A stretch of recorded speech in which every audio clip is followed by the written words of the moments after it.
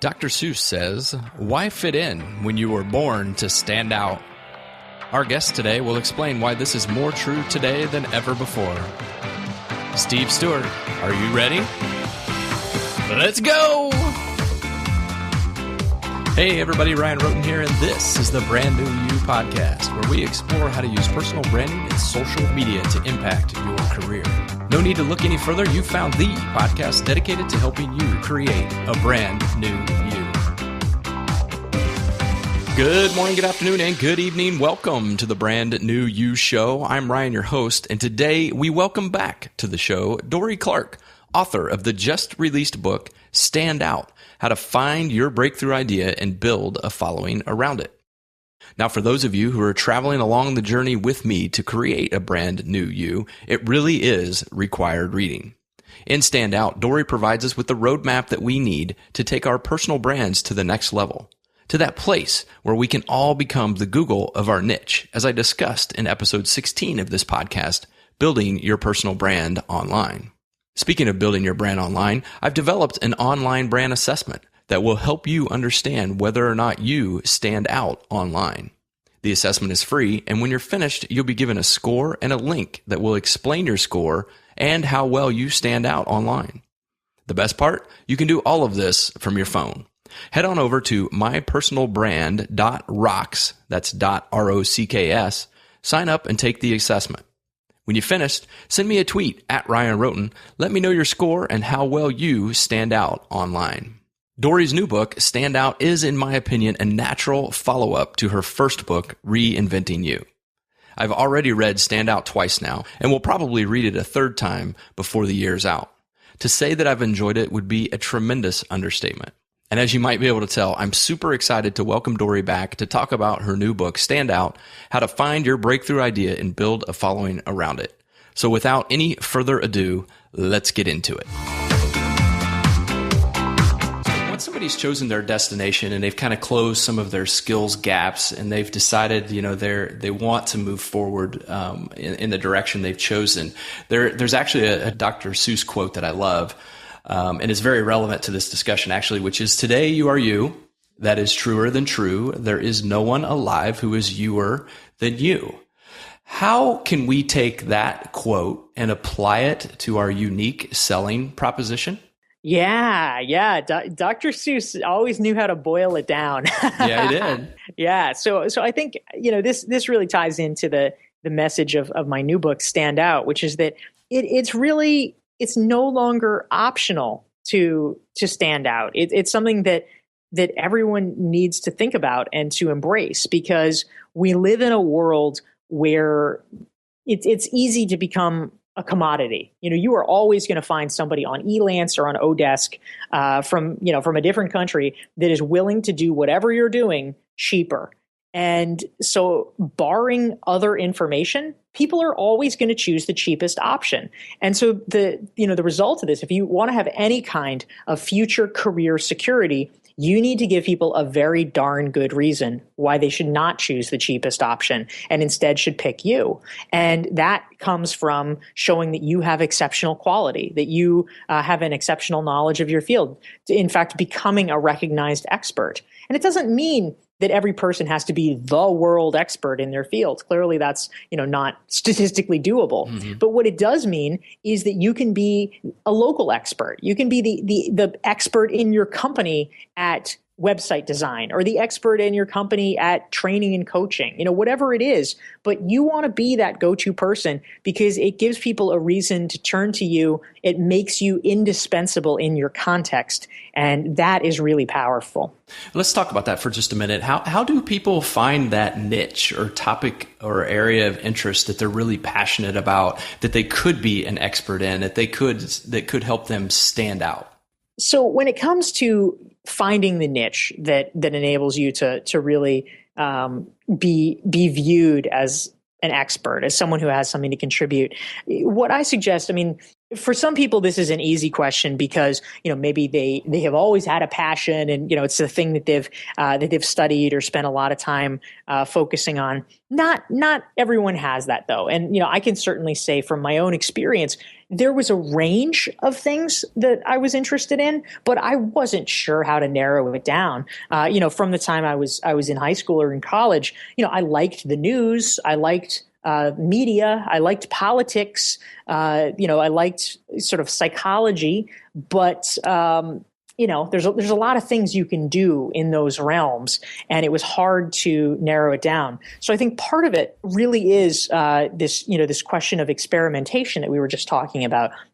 Try it out. Do an internship. Do some volunteering. Internships also, it's important to note, this is not just for college students. I actually in Standout profile a guy named Tim Walker, who was an intern for Seth Godin, the great marketing author. Mm-hmm. And Tim, at the time that he did this, he was 35 years old, and he had just sold the company. And, a lot of people would say, that guy's doing an internship? Yes, that guy is doing an internship because he had always loved Seth Godin. And he said when I interviewed him that he thought that it was an outdated model of learning, that you learn everything you're ever going to learn in college and then you're done. He said that he really views it as a lifetime commitment, that you keep learning different things. And if you have the opportunity to sit shoulder to shoulder with your hero, you find a way to do it. Mm-hmm. And I think that that's an important message for everyone. Well, let's say somebody's found what they believe to be their breakthrough idea. So, it's the direction they want to go. It's the path they want to take. What is the best way for them to begin to get the word out about their idea? So what I discovered in the course of researching Standout is that for the ideas that really break through, the things that kind of go viral and permeate the culture, there's a 3-step process to idea dissemination. And basically, I'll explain each of these, but it starts out as one-to-one idea transmission. Then it goes one-to-many. And then it finally reaches many to many. And the basic idea behind this, the first step you need to do in spreading your ideas, the truth is they may not, the minute they come out of your head, they may not be ready for prime time. And so it's important to have a small group of trusted advisors who can help you vet your ideas, shape them, improve them. They might be able to provide some early support. That's really valuable in getting your idea going and getting it ready. Next, you do one-to-many idea transmission, which is where you begin to spread the word about it. And this is, all the things you might think of. It's blogging, it's podcasting, it's giving speeches. But basically what it is it's giving the world a way to hear about your idea. It's giving the world a way to find you. And so you spread your message that way. And then the final step, the step where an idea really, takes root and becomes lasting, is many-to-many idea transmission, which is where it is no longer just you who is spreading the word. Any idea that you're the only one talking about it is not going to last very long because there's only so many people you can reach. There's only so much talking you can do. What you need is for other people to take up the banner and to become your ambassadors. And if you have an idea that is good enough that it really resonates with other people, that they say, oh yeah, I can really see the value in this for me, then they will begin to spread it and it will begin to reach the next level. Yeah. So as you begin to build your network in the one-to-one part of the 3-step process, I was reading the section I found in your book fascinating was the one by John Corcoran, I believe is how he says it. Yeah, Corcoran. Corcoran, yep. Sorry. And he's building his network using interviews, which I found particularly interesting. I'm sure you can guess why. That's right. Right. But for me, approaching people to ask for the interview was something that, I had to overcome some self-doubts about for myself. What suggestions do you have for people to take that first step to get them started building that network so they can at least get step 1 going?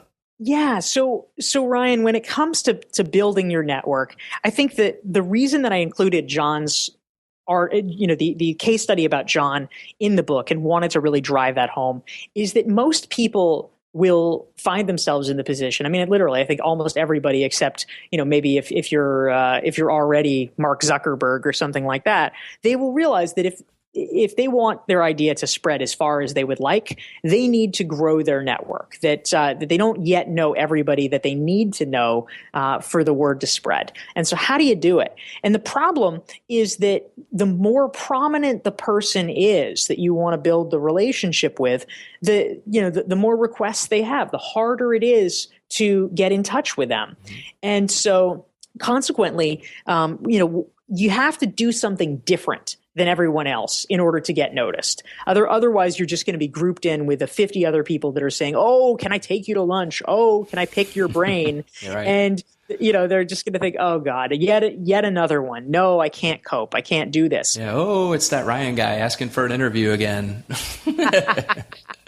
Well, the interesting thing is that an interview is viewed very differently. It's put into an entirely different category than can I pick your brain? That is a taking request, whereas an interview is a giving request.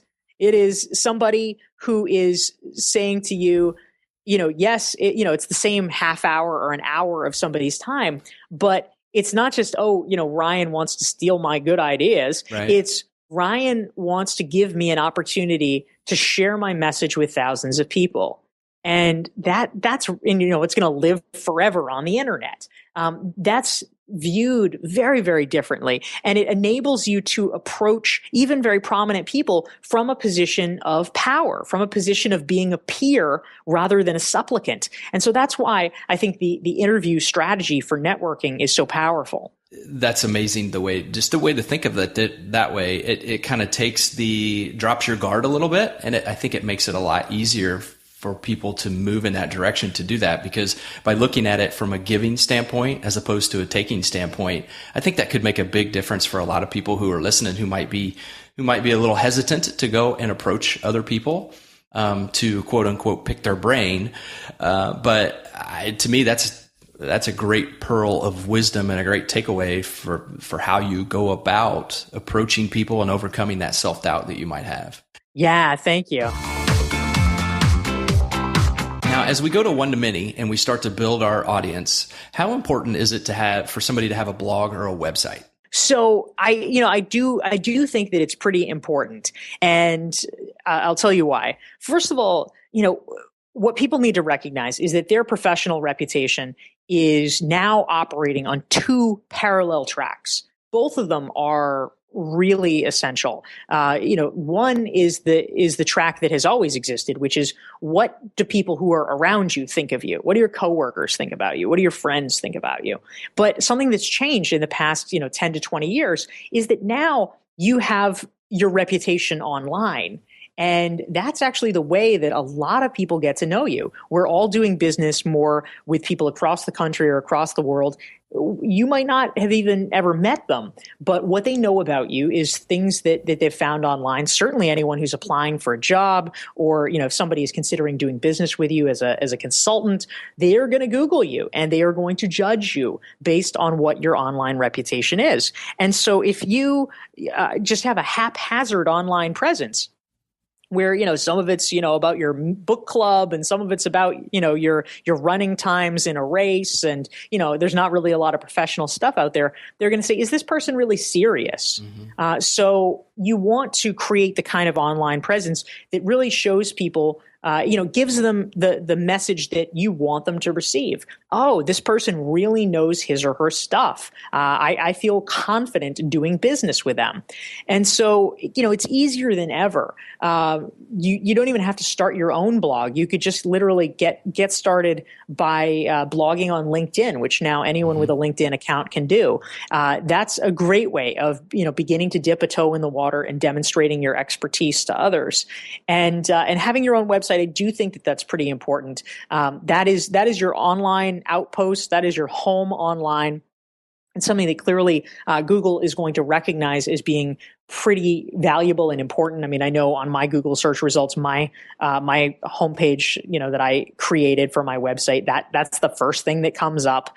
Google looks at it and says, oh, that is highly relevant. Mm-hmm. So it's the opportunity for you to shape the perception rather than having it be shaped by other people and by random things. Yeah, I think a lot of people forget that when you type your name into into Google's search bar, your name just became a keyword. And so Google is going to go out and it's going to curate all the content it can find on your name or the keyword, and it's going to pull it back. And people really need to be paying attention to what they have online about them, because, in the world that never sleeps, now our first impressions are often made online instead of face to face. And so I think I agree with you. I think people absolutely have to pay attention to what they're posting online and what the Google results say about them. Yeah, absolutely. A lot of people don't really recognize the full importance of it. They say, "Oh yeah, I should get to that someday." But it's how people are judging you now. As we move into the many to many and we're beginning to build a community, what is the main difference between building an audience and building a community? Building an audience is clearly critical for getting your message out there. You need people listening to you. You need them to recognize who you are, to say, "Oh, that's a good idea." Ultimately, having worked in politics, there's a famous saying in politics that before someone will even consider voting for you, before they even remember your name, they have to have seen your name 7 times. And so most campaigns adhere to that, and that's why they're so intent on making sure, okay, they've got to reach you with phone callers, they've got to reach you with door knockers, they've got to have yard signs and bumper stickers and things like that, just so people will get your name recognition up. And so similarly, you kind of go through that process with people feeling ready to do business with you. You've got to have this name recognition and people reading your things and saying, "Oh yeah, that's pretty cool. I like that idea." A community, however, is one step up. Community is people who are not just listening to you and consuming it passively, but are taking action and are engaging with each other around your ideas. So, this is sort of a powerful shift, because it's not just passive consumption, it's active engagement. And so, one person I profiled in the book is Scott Belsky, who was the founder of Behance, which was a startup that ultimately a couple of years ago sold to Adobe. It was an online community for creative professionals, and it really became a hub where people gathered, where there was a lot of discovery of people's work. They were able to comment on each other's portfolios, and it became a go-to place for creatives. And as a result of that, you're adding value, because it's not just about them getting stuff from you. It becomes exponentially multiplied because they're getting value from each other as well as from you. I know as everybody writes a book, there's always, you're doing a lot of research and you're learning a lot of things, as well as combining your ideas, with those of others. What one lesson did you learn when writing stand out that really surprised you, or made just kind of gave you a pause and went, "Huh, I wouldn't have thought of that, or I didn't think of that before"? Yeah, there were a lot of interesting things that I learned in the course of researching Standout. I was interviewing more than 50 top thought leaders in a variety of different fields. So I learned a lot from them in terms of how to get recognized and how to build a following around your ideas. But I would have to say, stuck with me the most from Standout is the idea that everyone has a contribution to make. I think that part of the reason that I profiled people who are both very, very famous in their industries, like a Daniel Pink or a David Allen in the business writing world, or Eric Schott, who's a very famous scientist. I profiled them, but also people whose names most people wouldn't know. And the reason for that is a lot of people think it is a special breed of people, a special class of people that are the thought leaders, that have the brilliant ideas, and that everyone else is just a normal person. And that's really not the case. We all can stand out. I mean, sure, statistically, not everyone is going to be the expert in the world at things, but we have the capability, and in fact, we have the responsibility to take the ideas that we have and get them known, and to just, sort of shrug it off and say, well, that's not for me, that's somebody else. I think it's irresponsible to the world, because the world needs your best ideas, but it's also irresponsible for your own career, because you need to stand out in order to have the kind of job security, the kind of career security that you need these days. Even if you would like to stay at the same company for the rest of your life, if you're an employee, that's a wonderful thing to do, but we can't always control it.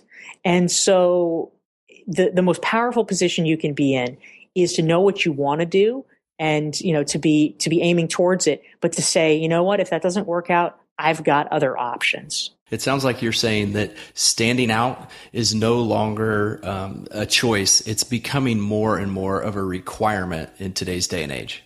Yeah, that's exactly right. I think if people are willing and able to dive in and to take the risk, because it is a little bit of an emotional risk to put yourself out there, to put your ideas out there. But if they're willing to do that, there is a really large benefit, at the end of the rainbow.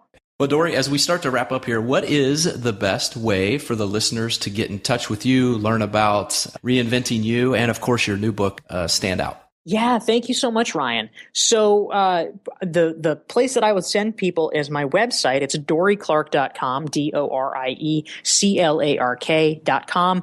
And part of the reason that I hope your listeners will go there is that I actually created a free 42-page workbook based on Stand Out. It's taking 139 questions from the book, and which are meant for reflection, for people to ask themselves in order to really determine, what is your breakthrough idea? How do you build a following around it? This is kind of prompts to help you in that direction.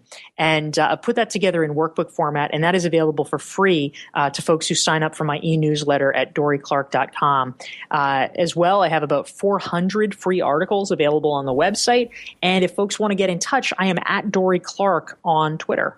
And you are accessible through Twitter. You do respond to people. I see you do that throughout the course of the day. And I can tell you that a lot of people I follow, that's rare these days. So you're not only writing a book called Stand Out, but you are following the practices that you put into the book as well.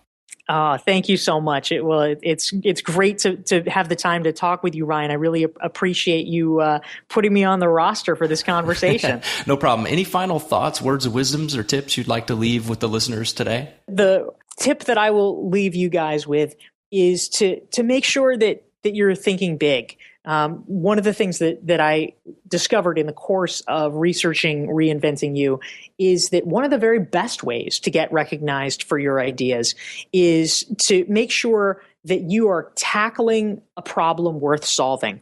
There's a lot of people who spend all their time on small incremental innovations. Let's make a smartphone and make it a 1/4 inch wider. Mm-hmm.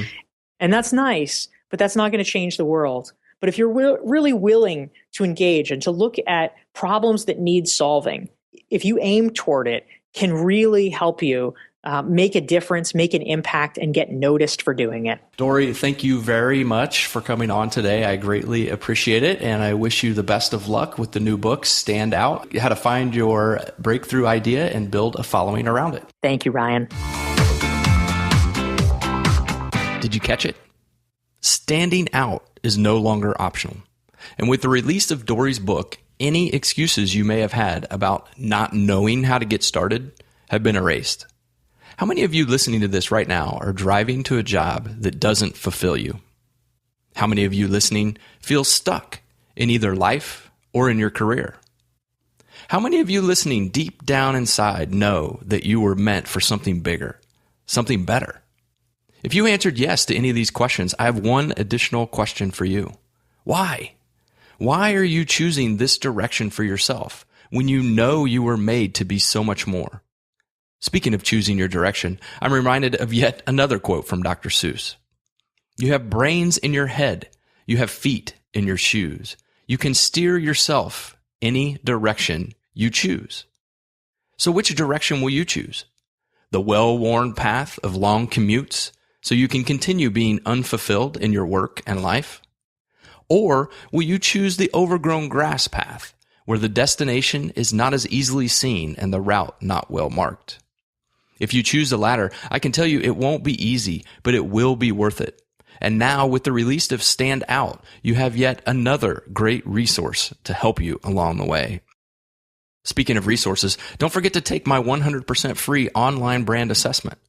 To find out your online brand score and whether or not you stand out online, visit mypersonalbrand.rocks and take the assessment today. In addition to your score, you'll also get access to a downloadable PDF version for the assessment so that you can use it to track your progress towards standing out online. So as we close out this episode of the Brand New You Show, I want you to take some time today. Think about your current direction. Compare it to your desired direction. Know that you have the ability to steer yourself in any direction you choose. You owe it to yourself to make a small investment in your future. Take the online brand assessment. Pick up Dorie's books, Reinventing You and Stand Out. Read them. Implement the actions. Get started today, because a year from now, you'll wish that you had. So until next time, I've been Ryan, and I'm out.